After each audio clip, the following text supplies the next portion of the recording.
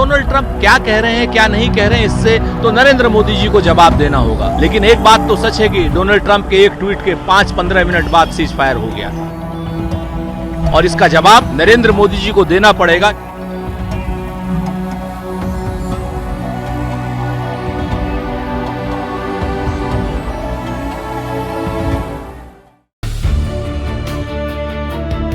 अमेरिकी राष्ट्रपति Donald Trump ने पाकिस्तान के फील्ड मार्शल आसिम मुनीर की जमकर तारीफ की है। ट्रंप ने कहा कि पाकिस्तान के फील्ड मार्शल आसिम मुनीर ने कहा कि मैंने भारत पाकिस्तान युद्ध रोका और लाखों लोगों की जान बचाई। मुझे बहुत गर्व है कि उन्होंने ऐसा कहा। मुझे उनके कहने का तरीका बहुत पसंद आया।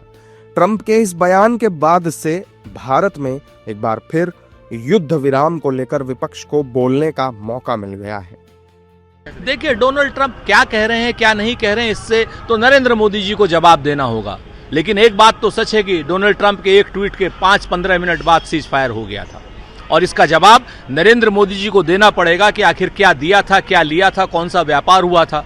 क्योंकि अब तो और भी सच हो गया है ये बात, जब आतंकी पाकिस्तान के साथ नरेंद्र मोदी जी की सरकार में क्रिकेट खेली गई, एशिया कप खेला गया है। तो ये अपने आप में इंगित करता है कि कहीं ना कहीं मोदी जी की रगों में व्यापार ही बह रहा है। कि राष्ट्रपति जिस तरह से लगातार ऑपरेशन सिंदूर के समय पे अपनी भूमिका को बता रहे हैं, उस पे देश की सरकार को जरूर उनको जवाब देना चाहिए।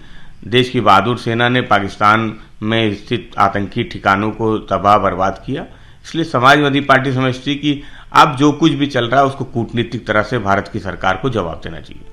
जबकि बीजेपी ट्रंप की बातों को बेबुनियाद बता रही है। बीजेपी के मुताबिक ये सब बयान देने से पहले उन्हें प्रमाण देने चाहिए। ट्रंप थोड़ा मुझे लगता है कि उनको इलाज की अब आवश्यकता है और ट्रंप को भी देश ने चुनौती दिया है, पाकिस्तान को भी दिया है।